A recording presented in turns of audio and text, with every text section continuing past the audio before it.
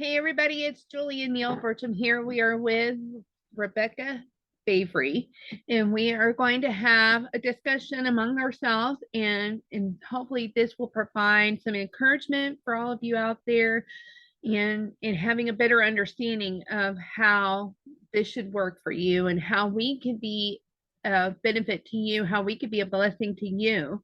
So we're going to start off with several conversations, and if you have any questions or concerns, just go ahead and put it down below in the chat box and we'll answer them as we go through.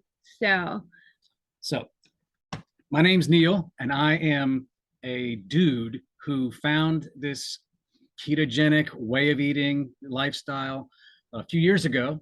Grew up a fat kid and yo-yoed through life and decided enough was enough, and did a lot of personal research. And then January 14th of 21 decided to take the plunge and lost over 70 pounds, got off blood pressure medication, and not going to look back.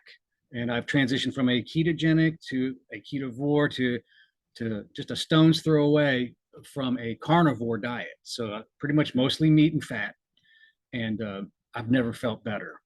And we have branched out, and we've had people approach us now, just people watching, say, hey, how'd you do that? And so we've got some folks that we are actually actively coaching, and it's a new adventure every day, learning more about ourselves and then being able to pass that on to some other people. And my lovely wife has got a very unique experience as well, on the second half of bariatric surgery, and how to use this ketogenic way of eating as maintenance, because depending on what studies you look at, anywhere from 80 to 87% of post-bariatric patients not only gain their weight back and then some. And hark, now we have someone who's been able to do it and keep it off and actually lose more and exceed the expectations of the bariatric surgeon. So tell them a little bit about your story. I was a really overweight child. At 11 years old, I was weighing 180 pounds, and my parents were trying to make sure I had the best nutrition possible. But what we know now was affecting me then, because my metabolic was out of whack. There was a metabolic syndrome issue with me, and that is why no matter how healthy I ate, no matter how many times I did the plate, no matter how many times I did lean proteins or what have you, even the surgeon was like, after 6 months of reading my diary, I should have been losing weight, and I wasn't. He was like, I don't understand. And so that's when I was diagnosed with metabolic syndrome, and that is where I ended up having bariatric surgery, because the highest weight I ever had was over 425 pounds. But at the time of the procedure, I was weighing about 376, and now I'm all the way down in the low 200s. Now, I do have the lovely skin, I have the apron, I have the wings and everything else, and the saggy chest. So, yep.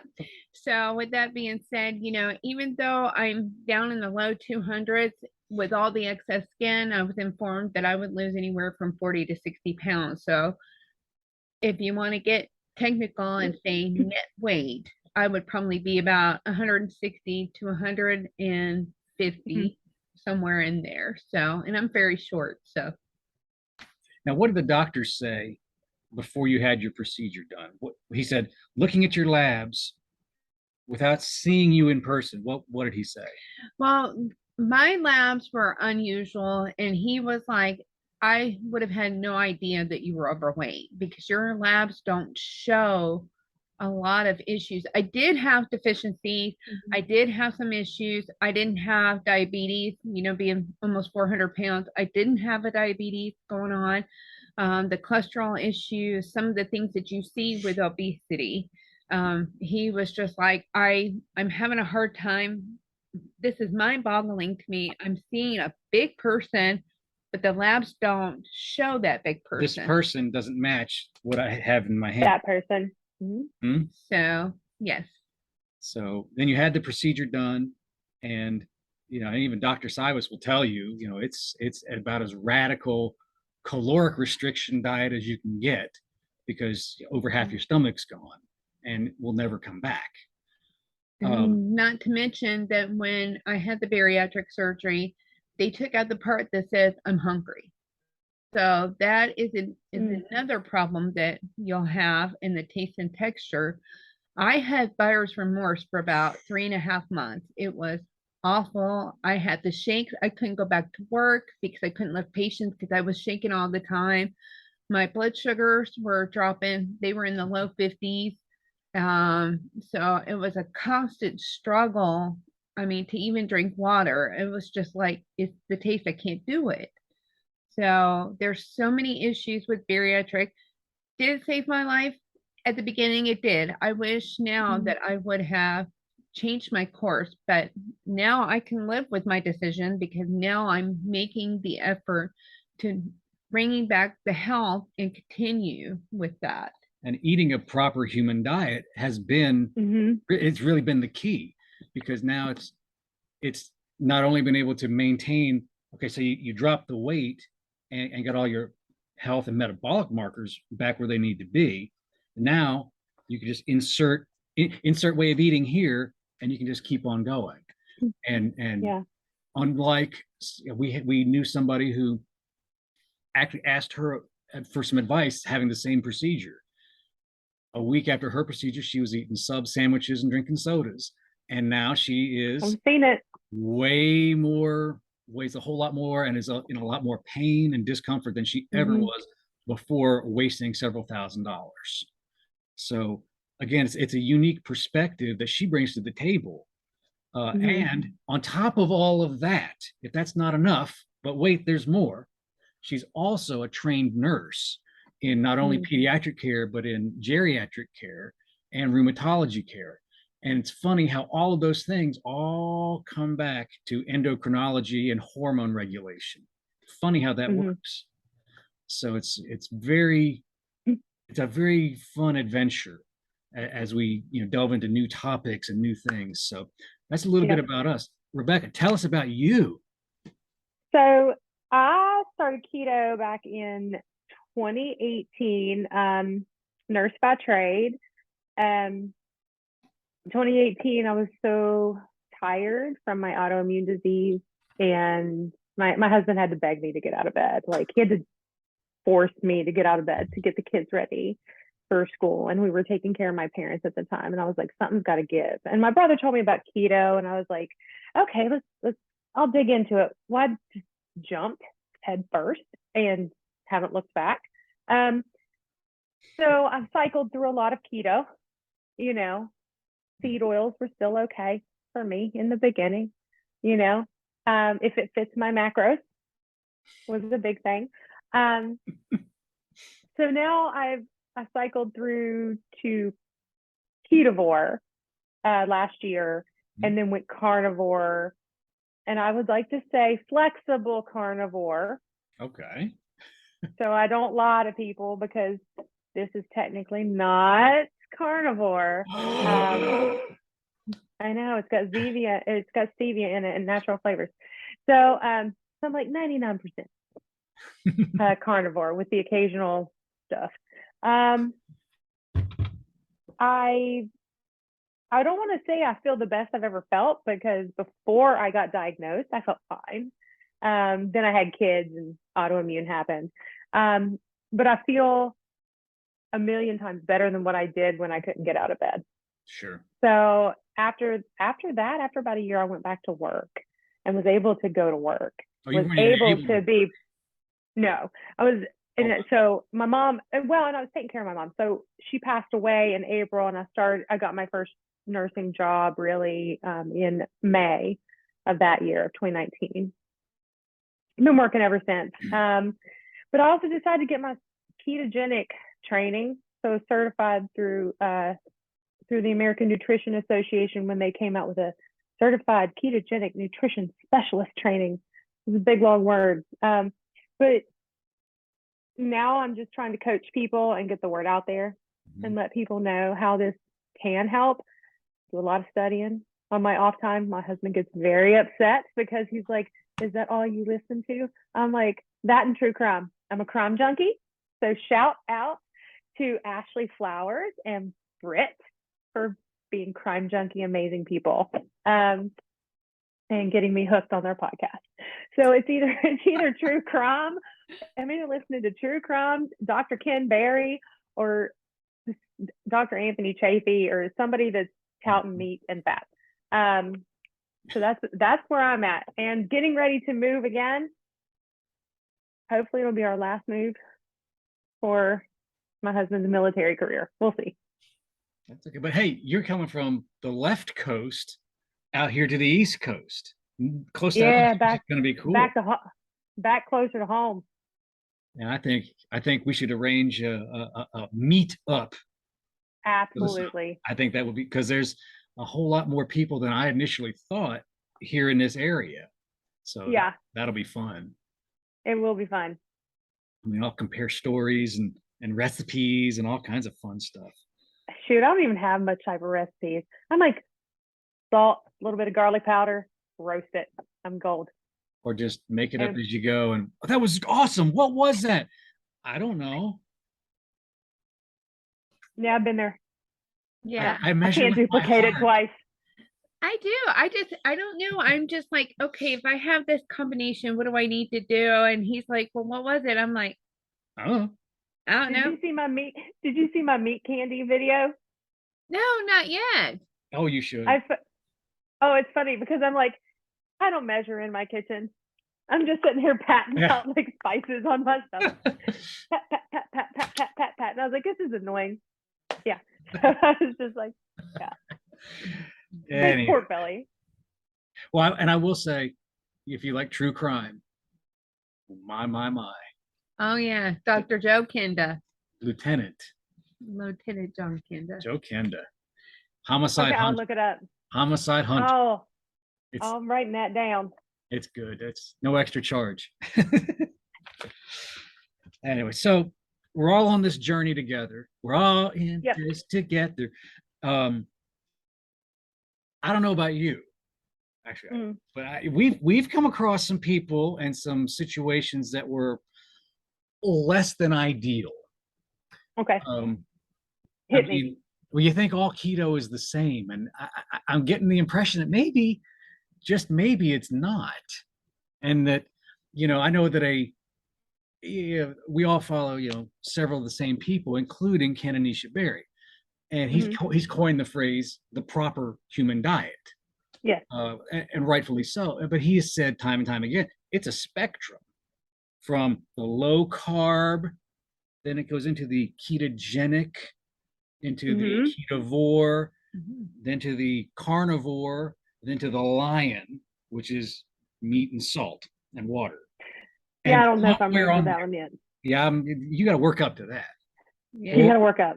Or have some kind of natural, some apocalypse and feast or famine. Yeah. But it's a spectrum, and you got to find yourself somewhere on that spectrum. And my spot in there is about here, but hers is going to be maybe here, and yours might be here, and this guy's is here, this gal's is here, but it's all on the same spectrum. It's all on the same road, the same path. Yeah. And what I'm finding out over the last couple of years is that there's a lot of silos, a lot of kingdom building where they camp out in different spots, and that does cause a lot of controversy. Yes. Have you witnessed that too? I absolutely have. What's funny is that people get so hung up on their own brand, like what I like to call a brand of keto. And anybody that deviates from it, you see a lot of people they slam them, they badmouth them. And then you see other influencers that badmouth other people. And I'm like, guys, you need to stop. We're on the same page. Like, we're all trying to heal metabolic health. We're trying to get people to heal, and we're all at different stages of healing. What I need for my autoimmune disease is different from somebody that is 25 years old, doesn't have as much metabolic damage, and they can reverse it super fast. Maybe they weren't super insulin resistant, but they're right there on the cusp. And they're able to be like, okay, I'm keto. I don't need to go carnivore. But people like me, I have to be as close to carnivore as possible. I know that I have to cut out dairy. I can't eat a whole lot of cheese. Cheese messes me up. Lettuce, I can't eat salads anymore, which is much to the detriment of my family because they're like, no more salads. I'm like, y'all can eat what you want, but it goes right through me. So we're done. So nightshades, my joints ache. Other people can have pizza. I know that if I'm eating that pizza, that keto pizza, I need to have the next 2 days off of work because I'm gonna be hurting, you know. And so, you know, so each person is different, but the animosity is horrible. I mean, people, it's like a religious hill to die on, and I'm like, guys, this isn't a religious hill. This is science.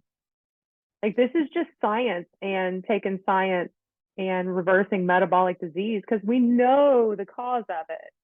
And if anybody, shameless plug for his book, this will explain it to everybody. Excellent. Why we get sick. Excellent book. This will absolutely explain it to everybody, and it shows why. And it's insulin resistance. It's not heart disease. It's not diabetes. It's insulin resistance, and that causes all the other things. And then we have the book somewhere, but you've got it behind you. Brain energy, even mental health, brain energy. Dr. Palmer. And, you know, we've got my kids on keto. My son is more keto. My daughter eats almost carnivore because her brand of autism is just a little bit more severe than my son's. My son is almost completely in remission, if you want to call it that. But he eats about 35 to 40 grams of carbs a day, most in the form of nuts. You know, but he's doing great. But his brand is different. Audrey can't function that way. So we're all different. And I think that we need to stop fighting. We wear the same jersey. Stop slander. We do. We need to stop slandering people and calling names and being like, okay, well, they do that. And that's helping their clients. And this is helping their clients. We're all helping people, and we're all doing it in the same way with different tweaks. So I would say it's a wake-up call for this keto space. You know, we are very quick to judge the pharmaceutical and big pharma and big food. It's all about the money, and you follow the money. We need to be sure as individuals, and if there's any coaching, anything like that, to not be the thing that we talk about. Don't be about, well, I'm gonna say this and silo it this way to make sure that my clients are taken care of, and forget anyone else's, or just be so fluff and surface because I got to protect my clients and my investment. Then you've taken your eyes completely off of those as people, and they are just clients and invoices at that point. Yeah, and we dehumanize their people. They're people. And, you know, just like as a nurse, all my patients are different. There are no two same people. So, you know, just like the three of us right here, we're all different spectrums of keto. And we have to be able to, in order to work together, we have to be respectful of those boundaries. And that's one of the things that, you know, this personality will be able to do a more stricter. This personality is going to be like, I don't think so. I'm not going to do it. So you have to meet them in the middle. You know, you work with people. The whole point of having this tribe is to be uplifting, empowering one another, and not destroying another person. Okay, so like, for example, when I'm asked, well, do you not eat candy? Do you not eat chips? No, I do. I'll have it once. I don't eat it 2 or 3 times a day. Yeah, I don't eat it every day. And I'm not going to, it's not my job, it's not our job to punish another person for not abiding by what we think it needs to be. So this is your journey. We're here to help. And again, that's where we need to meet somebody where they're at. Even if they're here, I need to steer them over here. And I know that's going to be a challenge, but I got to meet them here before I have any shot of even suggesting that they go over here. Meet them where Yeah. they're at, and just work with them where they're at. Know where they need to go metabolically, Mhm. mentally, behaviorally, spiritually, whatever. Mhm. Meet them where they're at and guide them there. And I will say that, my take on things is Mhm. to use a phrase by Dr. Sybus, is a multimodal approach, which is, Yeah. what does that mean? It means we're talking about the diet, the foods that you take in. We're talking about the chemistry of what happens with that, in particular with hormones. But we're also Yeah. talking about the physical aspect of it, of, are you getting some activity? Are you moving at all? I'm Mhm. not saying eat less, move more. I'm just saying, are you getting some physical activity of any kind? Mhm. And then Yeah. the big one, behavioral, emotional, what I would just say, your relationship with food. Because you Yes. can go through That is all of so these important motions, right there. go through all the motions of, I'm going to eat this today, and I'm going to eat this, and I'm going to track all of my macros, and I'm going to, and here, now tell me what to do. Right. But if Well, you're right not, there, I have a client that I'm like, sorry, my dog needs in. I'm in out game. Sorry. it's okay. So I have a client that she has an unhealthy relationship with tracking. Mm-hmm. Once she starts tracking, she becomes so obsessed with it in her day that is what her day is centered around, is food tracking, Mm-hmm. not anything else. So I'm like, you're not tracking. I don't want you to open a tracker. I don't want you to think about a tracker. I want you to eat this. And this is how I want you to do it until we get you comfortable. And then maybe we'll talk about, okay, so ballparking it, Mm-hmm. Start next going to the ballpark, because there is a mental aspect of that. Oh, 100%. And and it just goes back to what some of my issues were when I was younger, and why I had such an issue with food is it was the one thing I can control. Control. Mm-hmm. And it was about I can eat this, I can eat that. It didn't matter if it was happy, sad, mad, anxiety, stress, whatever it was. It was the one thing that I could control. And that's where, the obsessive compulsive can come in. So we need to recognize that. And that is the first step. Do you recognize it? If you don't, then having a, a coach that is there for you to help you walk you through it, and Mm-hmm. giving grace. I think that's the Mm-hmm. biggest thing, is a lot of us don't give ourselves enough grace to, Yeah. And it's one thing to give a client grace. That's actually kind of the easy part. Oh, it's so Self easy to give a grace. client grace. Oh, yeah. Yeah, it's hard to do it for But yourself. OCD, isn't it funny? You just mentioned Dr. Chris Palmer, and brain energy. There's another plug for it, because it all comes back. Everything is interconnected. It's Yep. just like you could look at weight, measurements, labs, mood, behavior. None of those things in and of themselves tell the whole story. Mm-hmm. All of them together tell a complete story. Exactly. Just like hormonal health is a huge part of it, but it's not the only part. But Yeah. that has come such to the surface here lately, the last several years. It can't be ignored any longer. Brain energy is vital. That brain energy theory. Yeah.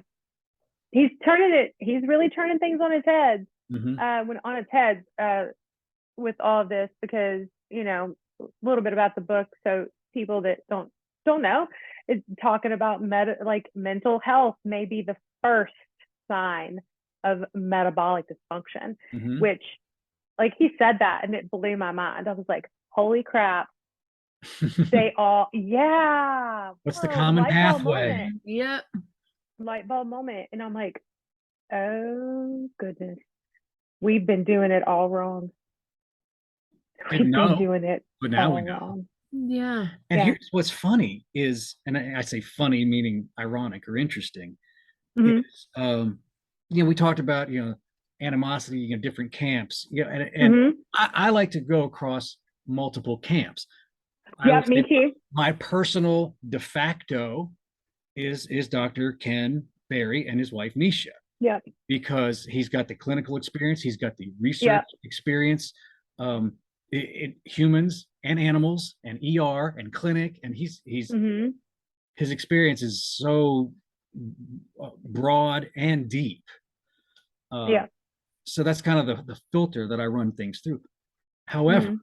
I'll still look at other, Dr. Cywis is another one who's very much on the behavioral side of things, which is fascinating and how that Yeah. integrates into everything.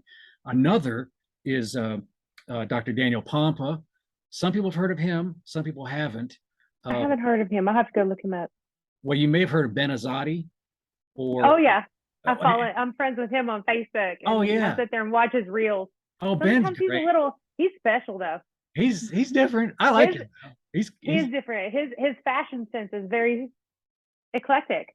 moving along, but also in that same camp, if you will, is Dr. Mindy Pels, who is Yep. she's fantastic. Got her book right there, Fast Like a Girl. She's a fasting expert. She is uh, women's health. She's very knowledgeable about that. But then I'll also jump over into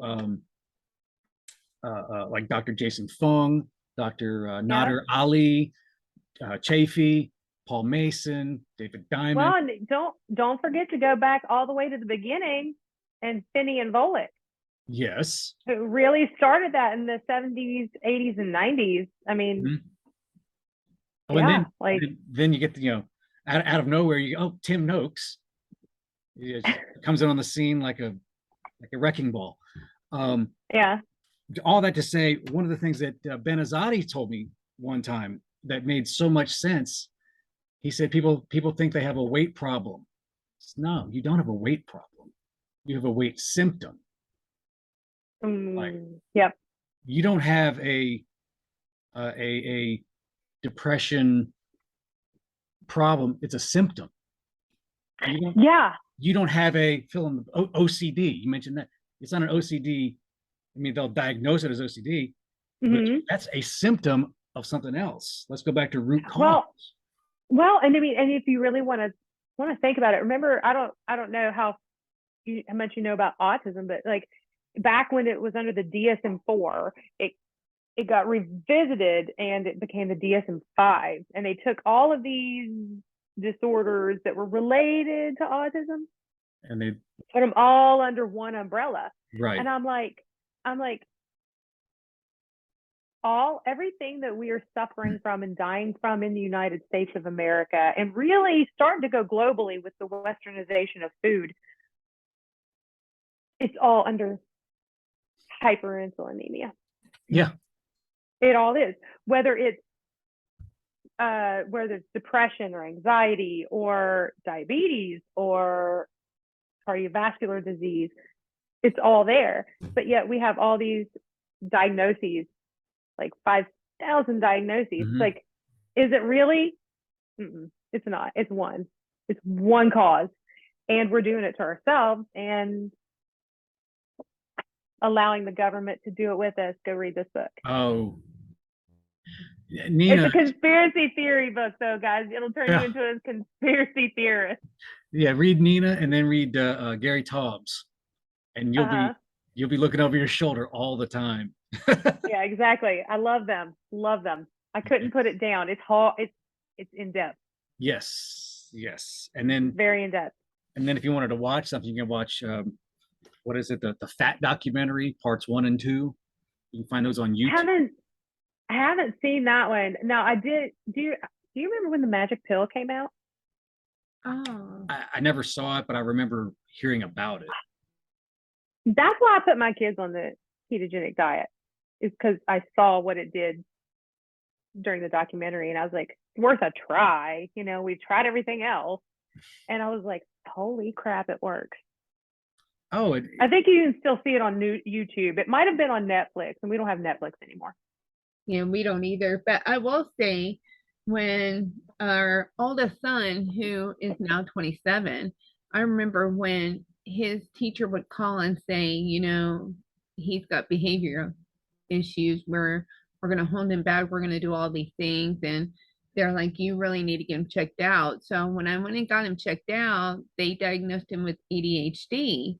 And I was like, his biological father was like, I don't want him on Ritalin because it made me suicidal. And I was like, okay, so what do I need to do? So I was very fortunate that his doctor, the pediatrician at that time, who I adore, he said, give him all natural foods. Don't let him have any dyes. Anything with red dyes, anything with blue dyes, nothing with dyes. So I started cooking everything from scratch, and lo and behold, there wasn't any more behavioral issues. Yep. But I'll tell you, when life happened and I got divorced and I was raising the kids and I couldn't do everything. So guess what? We went back to processed stuff. So guess what? We had behavioral issues again. So with that being said, food process and everything, there is a major change. We don't have enough medical staff that is educated enough in nutritional. And I think that is why it's not that we're intentionally failing our society, it's just that they're not educated. And that's why we're here, so that we can share, Yeah. The Dietitian's Dilemma. I don't have it here. It's upstairs. Yes. Michelle It's Hearn's a book. great book. Oh my goodness, it's a great book. I listened to it, and there's parts of that book that were hard to listen to. It made me want to cry. Especially in your line of nursing too. Wow. Because you see some of the stuff on the other end. I do see that stuff on the other end. But it's like, yeah, it was a pretty good book. I'm an Audible person. Like Dr. Barry always says, like, especially if you've got like ADHD like me, you need the Audible book. I do it because at least I can do it while driving between patients. Oh, yeah. Yeah, so I'm constantly listening to something, and I can't read and cook at the same time, but I can totally listen and cook at the same time. There you go. Well, let me ask you a question. Okay. So Hit me. there's all these different brands of keto. Yep. And it's almost like, I've used the term before, tabloid keto, because it's got so popular. Everyone wants to, we talked about it, everyone wants to cash in on the keto cash cow. And let's just slap keto on the label. Don't read the ingredients. That's not important. Let's just call it keto. And so we can make a quick buck on this fad diet, which is why people consider it, I think, a fad diet, because they don't go deep enough to read. This has been around since we've existed as a species. Yeah. But even in the medical community, early 1900s, it became popular with seizure patients. Yeah. Especially pediatric seizure patients. Yeah. Yep. And so it's been in the medical community for over 100 years, but it's still that was the first line of defense for diabetes. It's in the literature. That was it until in the early 1900s, when the advent of insulin. Right. When it was discovered, it was like, diet's been working. Oh, look, new drug. And now here we are. Which they sold that insulin patent for $1. You should know that. For $1, because they said this is going to save lives. Now look where we are. It's fun looking up the keto databases. Have you walked down the aisles? It's insane. It's insane. We don't want to mention any labels or anything, but wow. And they get the I'll mention labels. I don't care. I went into the USDA database, USDA database, and started looking up stuff. There were, let's see my notes, 604 products that were labeled keto. Okay.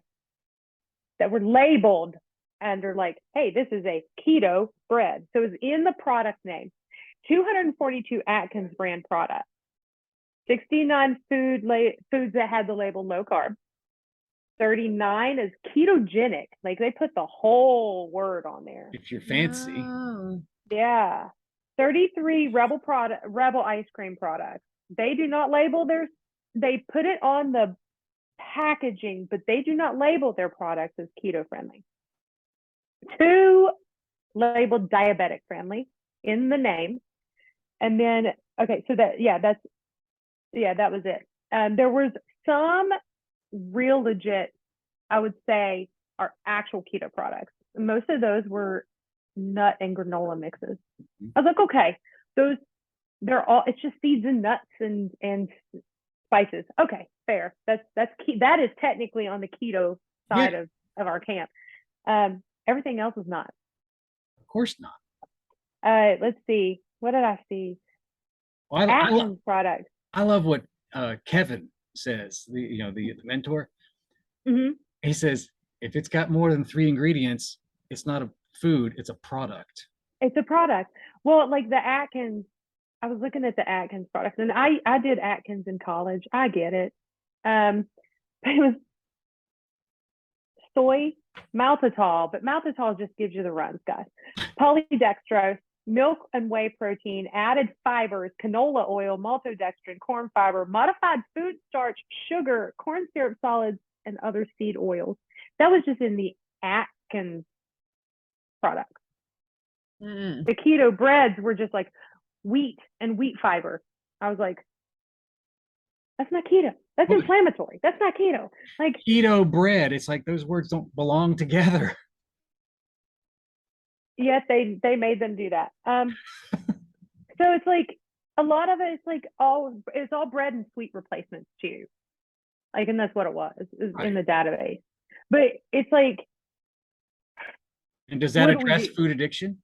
Does that address carb addiction? No, it doesn't. And it feeds just makes into you want more. Yeah, it just makes you want more. And people are like, but it's keto because it's low carb, and that's the thing. It's like, where do you fall on the net carb versus total carb? Oh, here we go. Well, I mean, it's controversial. People are like, but that's keto.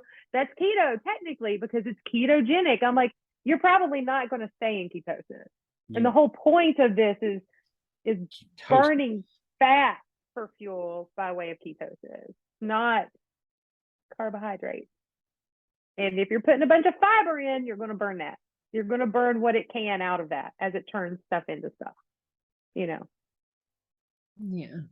Oh, that's just science. That's a tangent. That's just, I know, right? Just science. So yeah, but that's pretty fascinating. It makes me kind of sick to my stomach. I actually, at lunch today, I don't hardly ever eat lunch. I just take a lunch break. Yeah. So I went over to a grocery store and got me a seltzer water.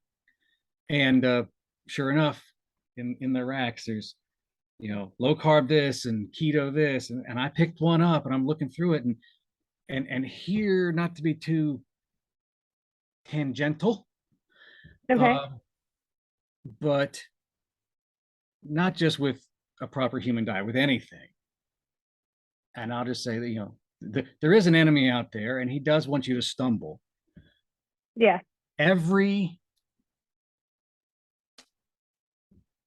There's a plan, and every good lie has in it the seeds and has the seed of truth, the nugget, the little tiny nugget of truth. So I'm reading through this stuff. The best lies have at least their basis in some sort of truth. The best lies. And then so they catch your attention with that. Well, what about this? And then you continually get just 1 degree off course, because Dr. So-and-so said this and nurse so-and-so said this. And next thing you know, you're not keto. You're not anywhere close to low carb. You're just eating products and wasting a lot of time and money. Yeah.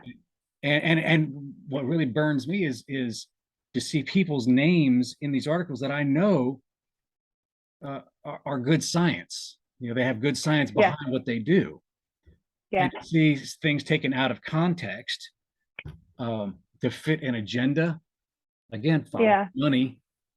To see that is it's really disturbing, and that's where I take it as a kind of a personal mission to separate fact from fiction. When people say keto, what do you mean?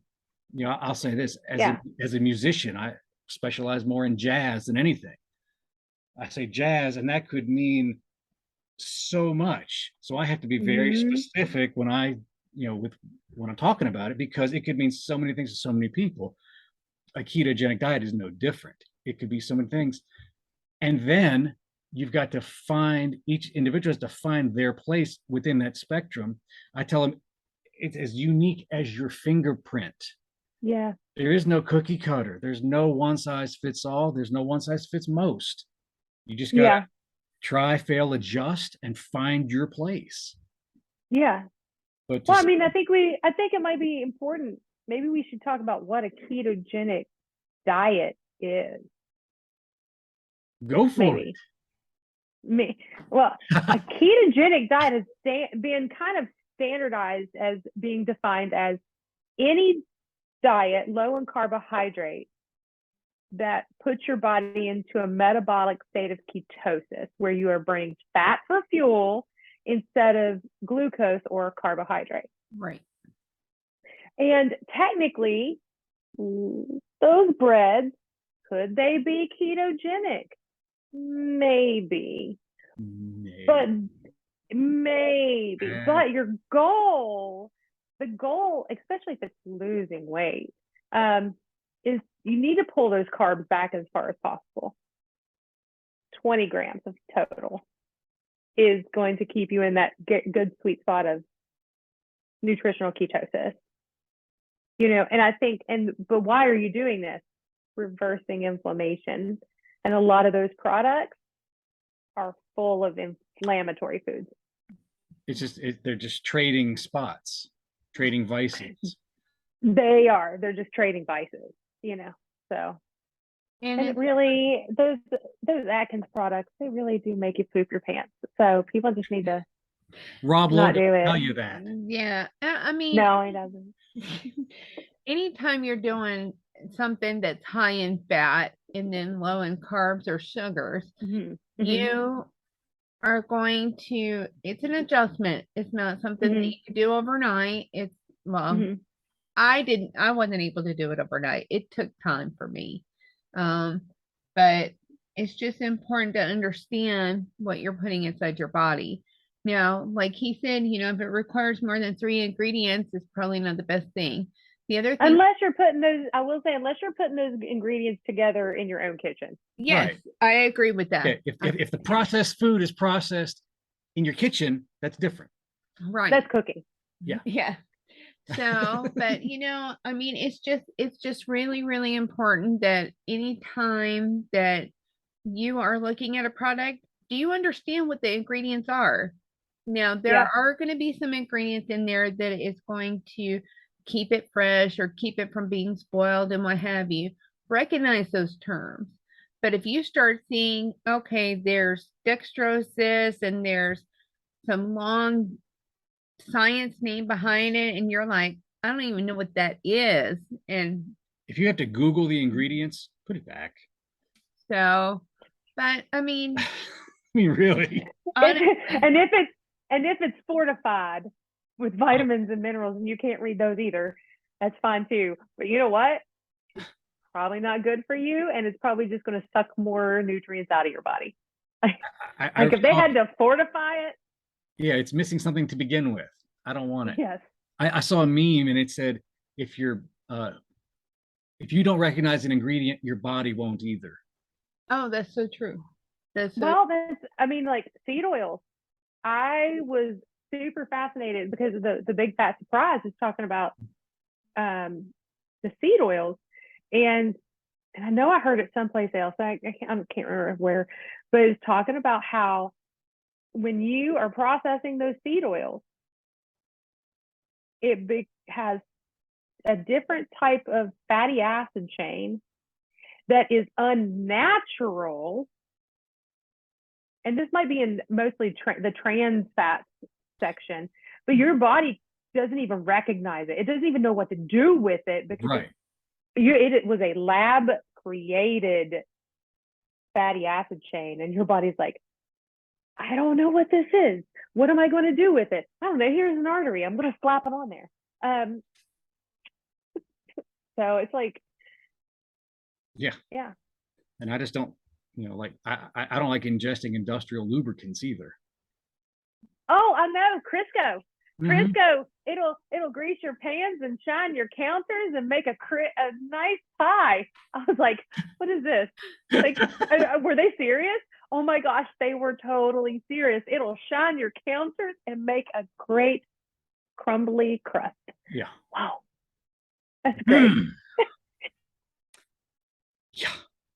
Doing double duty in the kitchen. You can clean with it and you can cook with it. Yeah, I'm out. Hey, it did make good pie crust. My grandmother used it as growing up. She made the best pie crust ever. Oh, I remember that because my grandparents were farmers, so she had that. And I remember her sticking her hand in there, and I thought, hand in it. Yeah, I was like, it looks like glue, man. It looks like glue. Exactly. It looks like glue. Let's eat it. It's it's like the first person who ever saw a chicken lay an egg, it just pooped that out of its butt. Let's eat it.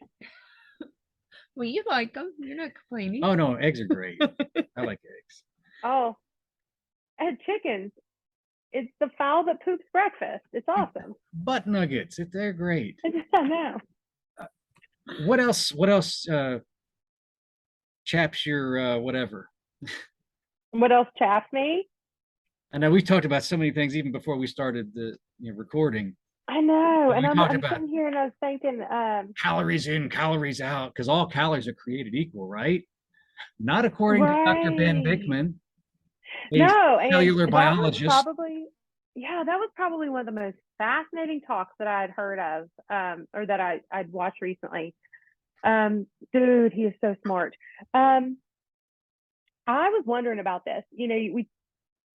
It doesn't make sense, right? People are like, we've been taught calories in, calories out. You gotta eat at a deficit so that you can burn off that fat. And it just makes no sense when you see people like me who I'm still losing weight. And I don't count calories. I don't count fat. I don't count fat. Dude, one day I had it was probably 12 to 14 ounces of ribeye. Lightweight. With the fat. Hey. So no, but it's like that's with the fat, and it's like that's probably 1,800 calories, maybe. And I'm like, that wasn't all I ate that day. I also had like 6 eggs. Because I eat a lot of eggs. I eat basically, total transparency, people, I eat probably just beef, butter, bacon, and eggs 90% of the time. And that's when I feel the best. Chicken kind of does it to me. But, it's like, it doesn't make sense that we're eating more fat, but we're losing weight. And here we've been taught, fat makes you are fat. what you eat. I remember the 90s. Susan Powder. Stop the insanity. Yeah. Fat makes you fat. Okay. Sorry, Susan Powder. If you're still alive out there today.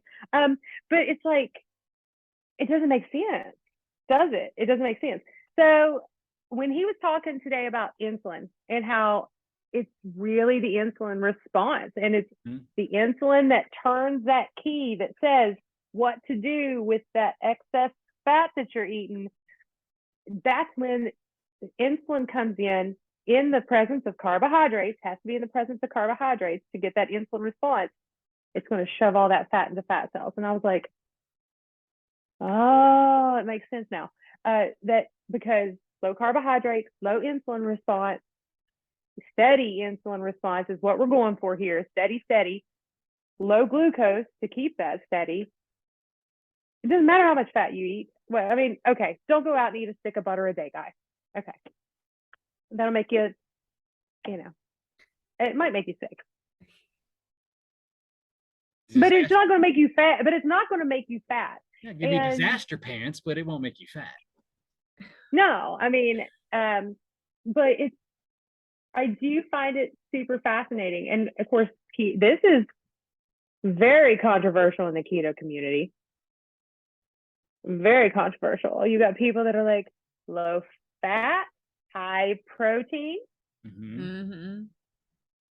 and ultra low carb. So we're still all in that low carb category. But, and I fall somewhere in the middle. I don't think that everybody needs high fat. And when I mean high fat, I mean high fat in our perspective. Right. Because, like I was looking at how much my son eats a day. I finally plugged it in. He eats about 2,500 calories a day, 175 grams of fat, 160-ish grams of protein, and about 35 carbs. So it's like, he's not fat. No. He jumped in the frame right before we started and was like, he's skinny. His metabolic is burning. So he's constantly burning because his metabolic is where it needs to be. To where he's healed. Yeah, he's healed metabolically. And it's like, because he didn't used to be.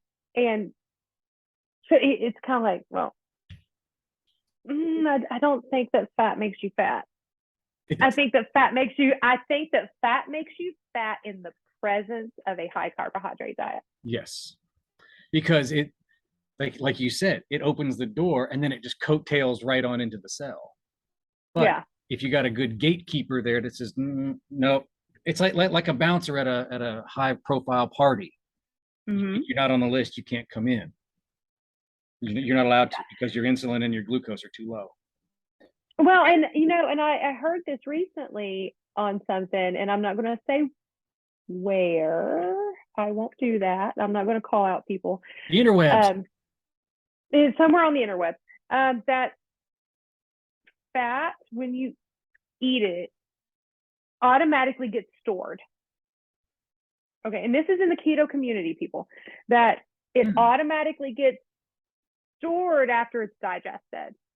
And you're not actually burning the fuel that you're taking in. It's getting stored and then burned later. I was like, that makes no sense to me. That doesn't make any sense to me. And these are smart people, so I'm sure that they've got their research. They know they do know what they're talking about. But I'm sitting here and I'm like, that scientifically does not make sense to me. And I need to see the study. I need to see. Right. I need somebody to sit down and point out like all the physiological mechanisms that's going in that proves to me that the fat that I am eating is going to storage first and then being burned, because that makes yes. I had no sense to me. I had a guy ask me, he says, well, I know we were, and he really does need to have a higher concentration of fat to protein just because of where he's at. But he says, yeah, I'm going to kind of back off the fat just a little bit because I need to let my body figure out how to burn the fat that I've got rather than putting in more fat on top of that. And I'm just like, you don't understand how the process works. We'll have to have another discussion about that. Yeah. Their thing too is I'm hearing people say when they get the fats confused, I'm hearing people say too that the sugar that they're intaking turns into fat. And so I'm getting what I need. And I'm like, okay. So we need we need a physiology and a biology lesson. Okay. Not even a 101 of remedial. Yeah. Yeah. Well, I'm sorry, I meant basic. There's no essential carbohydrate. No. Your liver makes everything that you need. Exactly. However, there is essential fat. You can't make fat for your body stores unless you intake the fat. So, and nobody jump on us and say that that's counterintuitive. because it's not. If you don't eat fat at all, you also will die, because all of your hormones, every single one of them, you have to have fat for, or they won't synthesize properly. Fatty So acids, you've got to have them. you have And- to have them. And Dr. Bickman said this afternoon, also, the cell membrane, you can put as much protein and whatever, but the cell membrane is fat. And that's what gives it that elasticity. Well, you think about the nerve, like nerves in the body, Mhm. the myelin sheath. What is it made out of? Cholesterol. And it's like, you've been telling people for years to stop eating cholesterol, stop eating these eggs. Dude, don't eat that, because it's going to clog your arteries. Now, and now what do take you a statin. see? And now take a statin. By the way, I am very anti-statin. Sorry, guys. Same. So, you know, what are you seeing on the rise, though? Parkinson's, multiple sclerosis. Yep. All of these demyelinating and neurological disorders where you need cholesterol in the brain, you need cholesterol in the nervous system, because if you're not eating it, where's it going to come from? And yes, you're absolutely, your liver can make it. Your liver can absolutely make it. But it's like, but you're also not fueling your body properly to give you what you need to make all those things. So But you have to have the raw materials in order to produce it. Yeah. Yeah, and it's like, I mean, especially when again, going back to the brain energy theory and the book, he even says you've got electrical current going through this, but what protects on the outside is a fatty sheath, the myelin sheath. It's fat, it's lipids, and you know, it's like, you know, people are shocked when they find out that I'm a bad electrician. Okay, but it's the same thing. You get misfires in the brain because there's no fatty layer to protect it, and you get to protect it. Yeah. So, I mean, calorie in, calorie out, it doesn't make any sense. I think that there's certain situations where it can make sense. I think the bodybuilders that go on shows, absolutely cut your calories, cut your fat for that week before show. It doesn't bother me, you know, but I think that telling people that, because it's not a way of life, that's an event. Yeah. And, you know, I eat about 100 grams of fat a day.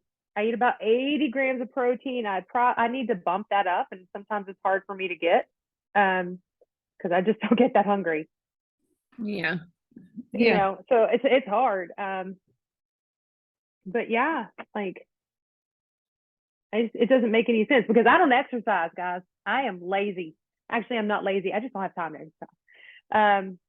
I occasionally will go over there and do some squats and push-ups and stuff like that, but it's like few and far between. I used to work out 2 hours a day. I lost more weight on keto than I did working out 3 hours a day and counting calories, and that was painful. Well, because you can overtrain, and then you get diminishing results physiologically. Yeah. Read the Primal Blueprint to figure out more on that. And follow Bronson Dant. Oh my gosh, he is brilliant. Oh, I like Bronson, and he's like, you know, just like a year or two older than us. So it's like, I want to look like that when I grow up. Except I want to Except you want to keep your hair. Yeah. But yeah, and I'll say this: the 70+ pounds that I lost, no exercise. Now, after the fact, I want to increase, you know, testosterone, HDL, and get the things up. Yeah. And now I can, guess what? I feel better. I have more energy. I'm metabolic sound. And now I want to add a little bit of some HIIT workouts during the week. Yeah, I need to start doing more strength training. That's really where I want to go with mine. I do miss my strength training because I used to lift weights all the time and I miss it. Yeah. And it's good for you, but it's like, is it a requirement to lose weight? No. No. Overall health, is it a good thing? Yeah. Yeah, it increases your mitochondrial efficiency. That's the word I was looking for. Yeah. So yeah, and that's what's burning the fat is, is your mitochondria. I don't a lot of people don't understand that. Yeah. Read brain energy and they'll understand that better. Absolutely. I feel like we should get royalties from Dr. Palmer. And hey, and Ben Bickman and Nina Teicholz, but you know. But we digress. Well, Yeah. let's end on a happy note. We won't talk about the militant keto police that we've experienced in some of the forums out there. Oh my gosh. Because we're on the same page, guys. We're on the same team. We need to focus on the big picture. We have way more in common than we don't. And there's no need for that. Yeah, I think one of the things that we need to focus on, and this is something that I did an Instagram post about it. 70% of Americans, guys, are overweight or obese. And the diabetic drug industry is set to make, I think it was $78 trillion by 2030. Mm-hmm. That's globally. No, that's globally. But still, and I love it, there's a quote in The Big Fat Surprise that she said that if everybody did this, just went on a low carbohydrate diet, we're not even talking about like super ultra mega strict keto, but mostly animal based, occasional veg, ditching all the processed crap, the top 5 big pharma and big food companies would go out of business, bankrupt. And yeah, and the other thing too is keep in mind, they're hurting for nurses. And if our society keeps going on this run, we're going to have more sick people, more people that are on medications. Yeah. But we're not going to have enough nurses. We already don't have enough nurses or medical staff. I shouldn't say just nurses. I'm just saying medical staff to help take care of those that are sick. And what are we going to do when everybody's on medication and they're not eating properly, and then they require, they take one medication, then they had a side effect, and then they got to take another medication for the side effect, and the side effects of the side effect. Yeah, it's a chain reaction. And then and it's a chain. Yeah. Well, let's talk. Okay. Cheers. So what I was going to say was the other thing that's scary is that the more medications that we have, there's already a problem with getting the medicine that you need. And you can't get it because they can't make it fast enough. Or they're like, no, we need to charge more, which insurance was covering it. No, insurance won't cover it. What are you going to do? Well, Neil, how many medications did you go off of? 2, 3. I was on lisinopril hydrochlorothiazide combination, and they tried to put me on a statin that I took for Pravastatin. Yeah, for like 2 months, and then I was like, I just don't want to take it because I didn't like how it made me feel. And then there was one more for cholesterol. No, there wasn't. Oh, there wasn't. No, it's just the 2. My mistake. So have you gone off any, Julie? I refuse to take any medications. Oh, I love you. Were you ever prescribed any medications? Oh, yes. Multiple. Okay. So I was on antidepressants, anti-anxiety drugs, blood pressure medications. I was on pain management. I was on a bunch of allergy meds because well, that's another. I'm allergic to everything. My allergies gone. Yep. Yeah.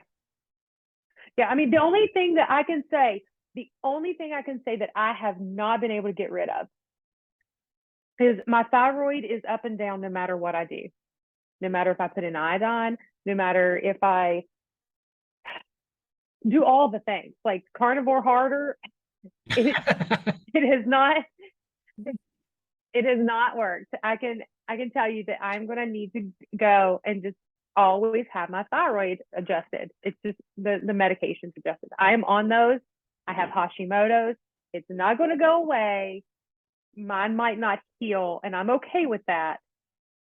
But, so I understand. But my coldness, the big one is I'm cold all the time. And I'm like, guys, I should not be having this symptom. I cut out all the things. And it's like, this is just me. I'm like, I told my husband, I was like, we need to move to Hawaii because, or way South Florida, where it's always warm and there's no way that my hands could ever be cold again. But it's like, that's the one thing. But I'm off all medications except for thyroid meds. And I'm off pain management, people. Like, that's huge. That is huge. huge. Yeah. So it's like, so I just think that we need to rethink and we need to come together as a cohesive unit. Not us. We're on the same, me and you are on the same page. Me and We are simpatico. But as a whole, and the industry started to do it, and it's had some bumps with the whole naturopathic and holistic, but then they get kind of branded as, oh, they're just yaya grease and some fruity take some eat these fruits and these weird spices and almost relegating them to witch doctors, and they got a bad rap for that. And it's like, so it got a little traction, then it lost some ground, but then there's big pharma, and you can't watch a TV show without seeing an ad for multiple drugs. Oh my gosh, right? Even on Hulu, it's like everything here in Washington, it's always drugs. I'm like, guys, like, I don't know who you're talking to, but we don't take drugs in this home. Ask your doctor if this is right for you. Yeah. But we need to remember that we have a common enemy, and that is big pharma and big food and the U.S. government. Am I going to get in trouble for saying that? Because they won't listen to the nutritional guidelines. They won't listen. They keep rebuffing it. And people are like, oh, there's not enough science. I'm like, have you looked? Like there's just not enough science to say it's safe. I'm like, it's the almighty dollar. It really is. I think we need to come together as a community and say, to fight them there's instead of each other. Not even necessarily, well, yes, not fight each other. Infighting will just destroy everything, but not even to fight them. Let them do what they're going to do. Let's just say, hey, there's a better alternative right here. Exactly. Rather than fight, because that's the empire and we're the rebel alliance. It could happen. Exactly. It can happen. But let's just say, look, we got a much better alternative. I love the phrase. I don't know who said it first, but you can pay your grocer now, or you can pay your doctor later. Yeah. Oh yeah. Yeah, I've heard that. I don't know who it was attributed to. Somebody in the comments can put in, who was it that said that? Yeah, exactly. We have a prize. So we can not an actual prize, just bragging rights. Well, and here's something else too, is in a community, not everybody is going to get off their prescriptions if they're on certain medication. So it's a thumbprint. Yeah, it's a thumbprint. So I just want to make sure that everybody knows that we're clear. Just, we're not saying not everybody is going to have the same lifestyle as we are. So if you are prescribed a medication, don't ever stop your medication because no. Please go to your doctor. Yes. Yes, always follow the advice of your doctor. I mean, we have some education and some experience, but again, you are as an individual require different things. So let's just make sure that everybody understands not all medications are horrible for everyone. Not everyone needs the same medication. Right. And you, you're a nurse, but you're not my nurse. Nope. When I can't de-prescribe, that's outside my scope of practice. Exactly. I can tell you, hey, your blood pressure, you said your blood pressure is 80/40. You should probably go to your doctor and say, hey, I'm on a medication for this, and now I'm passing out. What do you think I should do? That's what I can tell you to go do. Yeah. I can tell you, that's what we do. Yeah. We that's what I help them do. ask their provider the right questions. In a way that won't make them sound like they're crazy Right. for following this way most of the time. Well, and you know what? I tell my patients all the time, when I was working for home health, when I was working for geriatric care, long-term care, or even in my clinic experience now, I tell my patients, what are your parameters? Do you understand what your parameters are? And they're like, well, what does that mean? And then I just go through the step by step. Okay, so you're telling me your blood pressures is not normally that high, 97 over 58. It's not normally that high. What is it normally?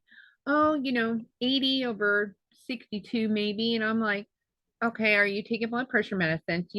I'm asking them their signs and symptoms. So, Oh yeah. just like I tell my patients, ask your doctor, I notice I'm starting to get a little dizzy and nauseated. My blood pressure's high, or I'm having nosebleeds or pulsating of the head or neck, questions to be asking and to write down, and making sure. That's the other thing. Some people don't know how to take their blood pressure. And I find it so funny when they're taking it, they're like dropping it down and they're not elevating with their heart rate, because they think, oh, if it's lower down here, no. I want to lower my blood pressure. Yeah. Well, and I think that, okay, I don't know about you, but I hate going to the doctor. I don't like it. I get gaslit all the time. They're like, oh, that's, I told them, I was like, I might be swinging hyper because I have Hashis. The doctor, she said, I was like, And then she went on to the next subject. I'm like, hello, no. Yeah, I was like, great. But it's like, yeah, when I go to the doctor, they're like, they take my blood pressure, like, oh my gosh, your blood pressure is 150s over 110. I'm like, give it 20 minutes and go out of the room and let me calm down because I don't like you. How many times have you heard me say, please leave the room, find me another nurse? I because their energy because of my hearing impairment, I pick up energy a whole lot quicker. And if I feel any negative, my blood pressure is going to be high. I have the white coat syndrome. That's what we call it. Oh, I have it. Yeah, I have it really bad. And so then I'll be like, just have the doctor check it manually. Because they use the electronic ones and they never give like consistent readings on me. And so I'll be like, just have the doctor check it manually. And he'll come and he's like, hey, your blood pressure's fine. I'm like, go figure. I'll take it around here and I'll be walking around and I'll just take my blood pressure. It's like 120 over 70. And I'm like, now why can't you do that at the doc's office? I had to take it on a home meter for a couple of weeks because, you're going to have to come in for another visit. We're going to have to check it again. I said, it's white coat. We have a really good meter at home and I have a nurse. Let me just track it. And I showed him my numbers. I checked it again in the office. It's a little high here in the office, but, you just don't like coming to the doctor. I know. But that's where, okay, so we already know most people probably don't like going to the doctor. And they don't like having conversations. We have an anxiety response about it. Yeah. And it's adrenaline. It's an adrenaline response. It is. And then you have difficult conversations on top of that because something's high or something's low or something needs attention or they won't listen to you. Right. Or they're afraid of being punished for, I've gained 10 pounds. He's going to fuss at me about that. Oh, I got my labs. I know it's going to be bad. It's already a stressful situation. You know, as a nurse, I always tell my patients when they come in and they haven't been in a while and they know they should have been in, they're like stressing a little bit. I'm like, take a deep breath. Breathe in for me, breathe out. And then I'll make a silly comment and they'll giggle. And then, whoa. Their blood pressure, my blood pressure's looking good. I said, see, I'll take that one. I love that blood pressure. And it eases up the environment. Now, a lot of nurses aren't like that. A lot of providers aren't like that. So as people in the community, as coaches, even, our job is to be that person before they go into the doctor's Yes. office, because they're not going Exactly. to have that when they get there. Hey, I know you're nervous, and look, we've talked about your labs, we've talked about what to ask for, and you coach your client on how to have a good, productive conversation with their provider. Yeah. And they can be calm. You can set the expectation, because they may not know what to expect. You help set that Yeah. expectation. And again, like what Dr. Barry says, oh, I'm worried about this. No, you don't have any labs or anything to back that up. You're not allowed to worry at all until you've got something in your hand to worry about. Right? Yeah. I heard this a long time ago. Don't worry about a problem that you don't have. Oh, well, I like what my brother says. Like, don't look for zebras if you're not in Africa. Yeah. So. Well, cool. Well, listen, where can This has been awesome. Where can people find you on the intertubes? On the intertubes? I don't even know what on my YouTube channel is. We'll put it in the notes. You can find me on Instagram at Becca_keeping it keto. My Facebook is just Keeping It Keto LLC. YouTube, I think it's Keeping It Keto with Rebekah Bavry. I think if you just look up Rebekah Bavry, Bavry, you will find me on all the things. And I think I gave you my link tree that'll they can click and then it'll take you to whatever they want to look at. Gotcha. All right. Well, we'll do that. And this has been fun. Absolutely. This has been fun. And I'm excited that we'll be semi-close and hopefully starting August-ish. July, August-ish. Hopefully I'll be settled in by then. Keep us posted, because we definitely want to help you get acclimated, but then meet up. Hey, hopefully we'll find a house and we'll be like, hey, we got our smoker out. Let's smoke some meat. Let's smoke some meat. I heard that. Yeah. Well, thank you so much. Thank you. Good to see y'all. Good to see I'll you. see you over in the PhD community. Yes, we'll put a link Sometime. in the notes. Yes. Yeah. All right. Bye-bye. Bye.